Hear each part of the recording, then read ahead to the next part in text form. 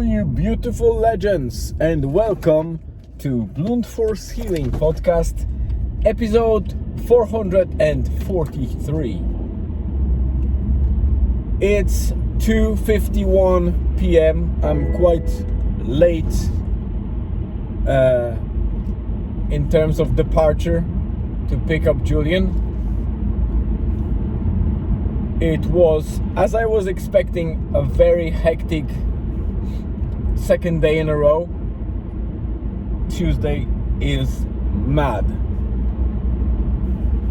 I can't even describe how stressful and pushy this day is, and I don't know what is the reason, but I suspect it's the usual, at least combination of 2 or 3 elements. First one is basically the end of year is coming. This is December, right? So we know most of the people realize, oh, it's end of the year and nothing can be done between roughly 21st or 22nd of December and 2nd of January. So, we need to push. We have still so much to do, and here comes the pressure. The second, that's on the side of work, or I would say, work and corporate environments, or the business. While the other vector is the fact that some of the things got delayed at this stage of the year when it's getting busy anyway, as we were on holidays and many people in my company at some stages were unavailable for prolonged periods of time, like week or 2 weeks. And now before the Christmas is a small window where all of us are available before the Christmas hits and the holidays come. So everyone needs everyone's attention, and that's the second vector. And I would say I would add the third vector, which is private life.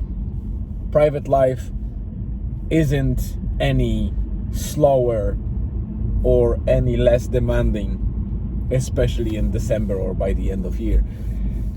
And we are not planning any big, I would say, stuff,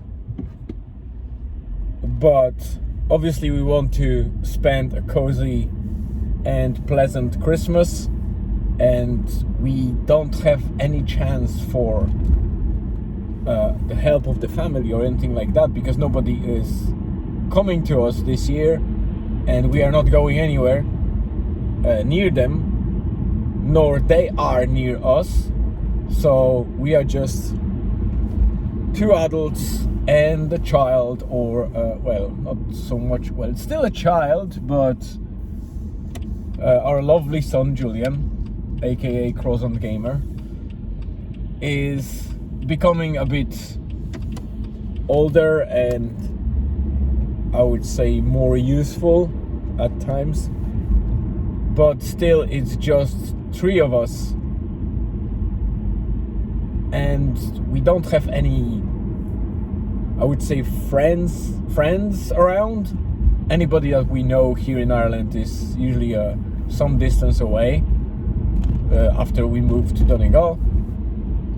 Of course, we know a lot of people here, but these people have their own life and own problems or own things to do, and they have their families around, many of them. So that's easier for them, but also it's busier for them. So, we wouldn't bother anyone in helping us unless we are in emergency scenario. So here we are, just the 3 of us, and Elizabeth is not feeling any better. It's actually that relapse is bouncing back again, and we already are planning for flight and visit in Poland, I think 15th of January up until 23rd or something like that. So we'll spend couple of nights in Poland, closer to the south in Wrocław, and maybe a little bit further down into the mountains. I don't know yet. For now, we know we already booked the flights and the visit in the clinic, so that's sorted. This is the most important part. The rest of it is still in planning phase. So that's the first segment. I was able to do one segment so far, which is great, because yesterday I wasn't able to even do one segment, or actually I did only one big segment and final episode at the same time. But today I'm actually doing the first segment of at least two, which is nice to go back, and we'll see how it goes. No news from BMW. I think somebody rang me from BMW, but I couldn't pick up because I was on the meeting, so I need to ring them back and see what they can do for us in terms of the car. For now, I think I will have to just drive carefully and at least use it to extent possible, because I have the long drive to Dublin on Thursday and probably a soccer match and all that stuff, so that might be a slight challenge, considering that, you know, I don't want to go on a longer drives and risk car not functioning or malfunctioning. But so far it's just that small, I would say, potentially expensive but small thing that is bothering me, and the car behaves normally otherwise. So far so good, and knock on wood, there's no wood. I hope I'll be fine. So today morning was really frosty and slippery. We had ice on the roads, especially around our estate and main road close to the estate. The car was frozen, and I needed to thaw it in the morning, so it was interesting. And yesterday I slept again, and I went to bed at 3 a.m. So I feel a little bit like shit. Apologies for the language. I don't know what is happening. I seem to be going the wrong way and need to adjust. And today I hope to get it right. But yesterday I was hoping to get it right too, and it didn't work. So we'll see. For now, I'll be back shortly. And welcome back. So this will be just a short closure, I guess, for the segment that I recorded where I was driving to pick Julian. And nothing special happened since, obviously, but I wanted to mention one thing that makes this day or this night slightly more special or exciting, especially for Julian. Because despite the fact that I mentioned before, Julian is at age, he's approaching his 12. So he was kind of suspecting that, you know, the Santa thing is not a thing, and there's something fishy about it. And I suspect every kid gets to that point sometime. And the great thing about us is, and our relationship within the family of three of us, is that we talk about those things openly. And when he questioned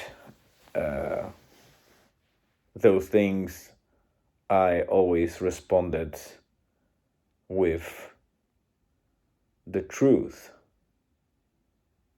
but in a way that sounds magical for him, or sounded magical for him, and kept his belief going while I was having a clear heart by not lying to him.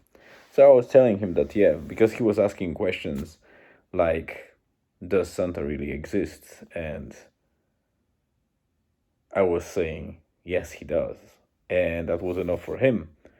Obviously, he exists as a symbol, and he doesn't have any magical powers or magical sleigh, and he can't deliver presents across the globe in one night, things like that. But those questions were never asked, so I didn't have to lie.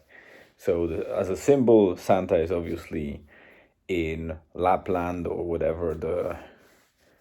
The I think the Finland is holding that privilege of having Santa Claus and the whole kind of village with elves and all that stuff. So you can actually fly to Finland and drive to that village and enjoy it with kids. So there is that magic vibe about it, but obviously there's no magic per se as we understand it based on movies, books, or things like that. But this year, obviously, we had a serious conversation and we agreed that, this is it. We are going to continue with the tradition, even though Julian knows that it's us that do the presents, the gifts over Christmas. Apologies. I felt something weird piercing my gum. I don't know what it is. I need to check that up. So, yes, but so he knows that we are buying presents and he's fine with it. We obviously will spend Christmas because we kind of celebrate them in a more commercial way, or I would say that more of a decorational and a vibe of a way rather than tradition or religious part, because this is not our pair of socks. We just want that cozy feeling of the end of the year, and this is what we aim for.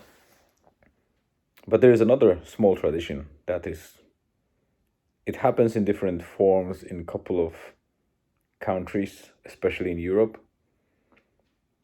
But in Poland, it's called Mikołajki, and it's basically like a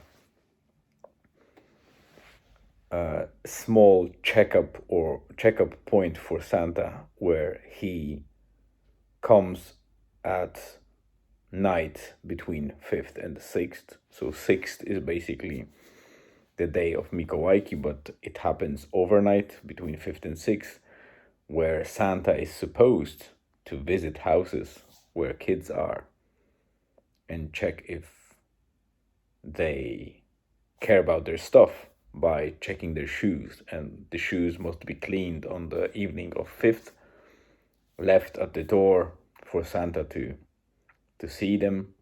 And if Santa is happy, he leaves small gifts like the sweets or whatever. Just the small ones, nothing fancy. Well, obviously there will be people always that will extend that beyond reason, but in general it's all about just leaving something in the shoes that are cleaned as an accent before the real kind of Christmas time or the Christmas Eve and the Christmas day. And we keep going with this as well. So I got a couple of sweets and a book for Julian, so I'll just drop it to his shoes. He cleaned them up and he's now asleep. And I also have a small kind of box of chocolates for Elizabeth as a nice accent to leave overnight in her shoes. So it's just a funny way to celebrate that old tradition from our native kind of country. So that's it for today. Thank you very much for tuning in. Nothing super special, but yeah, the stormy day is coming. I will be driving on Thursday morning to Dublin. There's a football match. Then we have some company quiz organized by Service Desk, and then we are about to embark on Christmas dinner and probably some drinks afterwards. So it will be a packed day, and I don't know how will I find time to record something and publish, but I guess time will tell, or time will show how resilient I am and resourceful. So for now, once again, thank you very much for tuning in. I always appreciate you spending time on listening to my updates, and I hope to deliver more along the way. Tomorrow is again a very packed day. This week is just madness, and I hope it will finish soon. I might actually take the Friday off and head off to the mountains after dropping Julian at school. That would be a nice way to relax a bit, because I need that on the mental side. So we'll see how it goes. For now, that's it. Stay tuned and see you tomorrow.